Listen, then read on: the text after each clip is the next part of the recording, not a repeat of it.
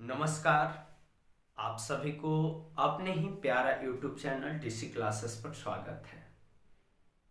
आशा और उम्मीद करता हूं कि आप सब स्वस्थ होंगे, मस्त होंगे और अपने अपने तैयारी में व्यस्त होंगे। आज आपके और भी बेहतरीन तैयारी के लिए हिस्ट्री का कुछ ऑब्जेक्टिव यानी VVI वाला ऑब्जेक्टिव लेकर आया हूं, जो आपके 2024 में होने वाले एग्जाम में आने की 110% उम्मीद है। तो इस तरह के वीडियो आप सबके लिए हम इसलिए प्रोवाइड कर रहे हैं कि आप एकदम अंतिम चरण में है, कुछ दिन में आपका एग्जाम होने वाला है। तैयारी भी आपका बेहतरीन चल रहा होगा, ये उम्मीद है, विश्वास है। तो आप जितना भी वीडियो हम आपको प्रोवाइड कर रहे हैं अपने चैनल डीसी क्लासेस चैनल से, ये टेस्ट के रूप में, ये सेट के रूप में आप सबके लिए है। जरा आप बना के देखिए और कमेंट बॉक्स में इसका आंसर जरूर आप एक बार दीजिएगा। इससे पहले आपको बता दें कि 3-4 वीडियो जो है आप सबके लिए डीसी क्लासेस चैनल पे अपलोड कर दिया गया है। अगर आप नहीं देखे तो एक बार अपनी तैयारी को अवश्य जांचें वीडियो देखकर। तो चलिए आज के सेशन में सबसे पहला क्वेश्चन क्या है हम लोग देखेंगे। आइए, तो आज के सबसे पहला सेशन का क्वेश्चन जो है, सेफ्टी लैंप का आविष्कार किसने किया था? सेफ्टी लैंप का आविष्कार किसने किया था? ऑप्शन ए में जेम्स हारग्रीव्ज, बी में जॉन के, सी में हम्फ्री डेवी और डी में नन ऑफ दिस। तो आप बताइए सेफ्टी लैंप का आविष्कार किसने किया था?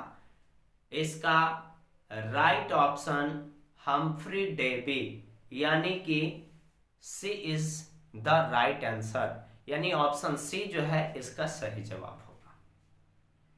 अगले प्रश्न, क्वेश्चन नंबर 2, भारत में कोयला उद्योग कब प्रारंभ हुआ था? भारत में कोयला उद्योग कब प्रारंभ हुआ था?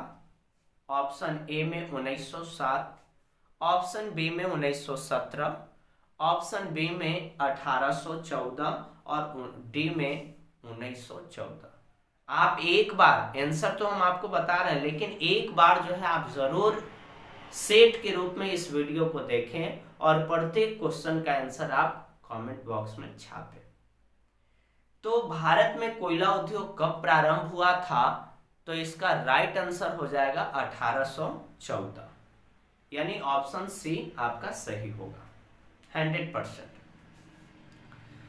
अब चलिए आगे हम लोग बढ़ते हैं और प्रश्न संख्या 3 को देखा जाए, यानी प्रश्न संख्या 3 ये आपसे क्या पूछा जा रहा है।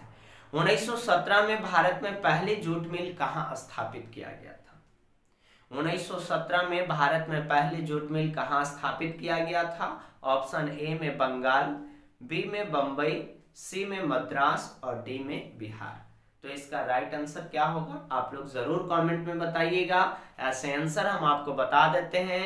1917 में भारत में पहली जूट मिल जो हुआ था वो पश्चिम बंगाल यानी कोलकाता में। तो बंगाल यहाँ पे दिया हुआ है, तो राइट आंसर इसका हो जाएगा ए। ठीक है, चलिए आगे बढ़े। प्रश्न संख्या 4 देखते हैं क्या कहा जा रहा है। इंग्लैंड में चर्चिस्ट आंदोलन हुआ था। इंग्लैंड में चर्चिस्ट आंदोलन कब हुआ था? ऑप्शन ए में 1838, ऑप्शन बी में 1881, ऑप्शन सी में 1885 और ऑप्शन डी में 1920। बताइए चर्चिस्ट आंदोलन इंग्लैंड में कब हुआ था? इसका राइट आंसर क्या होगा कमेंट बॉक्स में जरूर छापिएगा। ऐसे ये 4 ऑप्शन में से अगर देखा जाए तो ऑप्शन ए आपका 110% क्या है सही जवाब 1838, यानी इंग्लैंड में चर्चिस्ट आंदोलन हुआ था तो 1838 ईस्वी में। आगे बढ़िए, प्रश्न संख्या 5।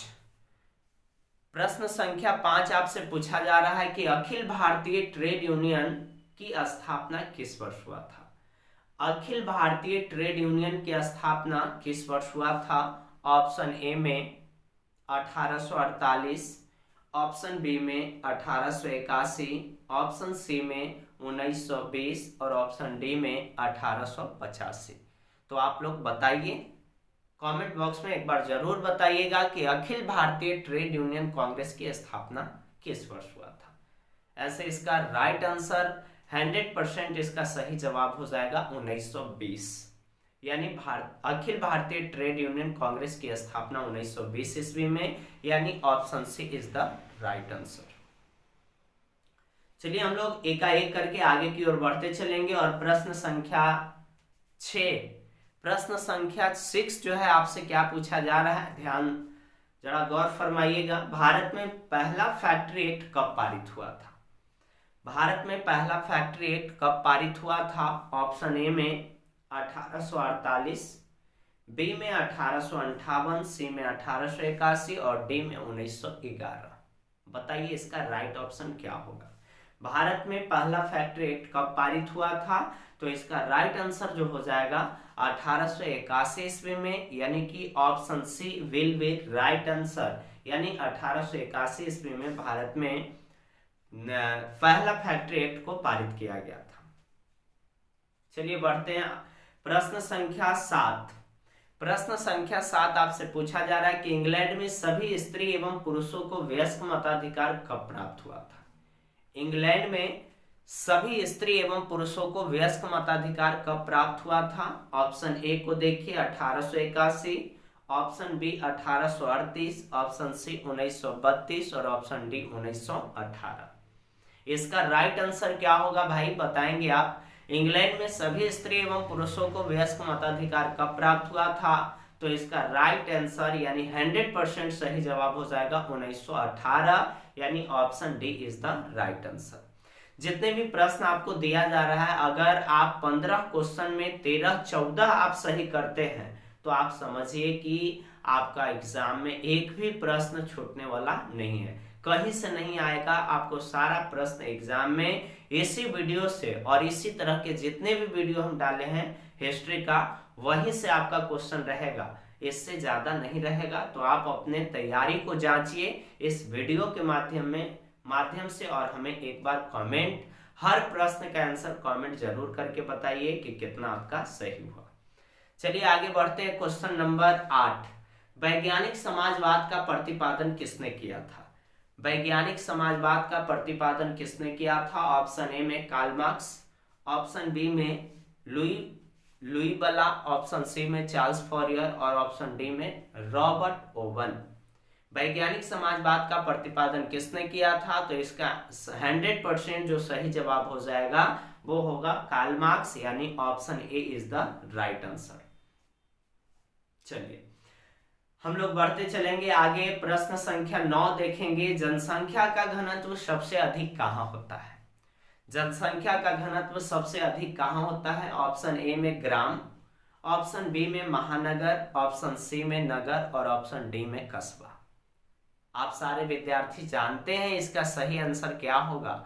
जनसंख्या का घनत्व सबसे अधिक कहाँ होता है? तो इसका राइट आंसर हो जाएगा महानगर, यानी option B will be right answer, यानी ऑप्शन बी इसका सही जवाब होगा महानगर। आगे बढ़िए प्रश्न संख्या 10 को देखेंगे और वो आपसे पूछा जा रहा है कि लंदन में भूमिगत रेल किस वर्ष चलाई गई थी? लंदन में भूमिगत रेल किस वर्ष चलाई गई थी? ऑप्शन ए में 1763, बी में 1863, सी में 1787 और डी में 1887। लंदन में भूमिगत रेल किस वर्ष चलाई गई थी? तो इसका राइट आंसर हो जाएगा 1863, यानी कि B is the right answer. आगे बढ़िए, यानी प्रश्न संख्या 11, दादा साहब फाल्के ने निम्न में किस फिल्म का निर्माण किया था?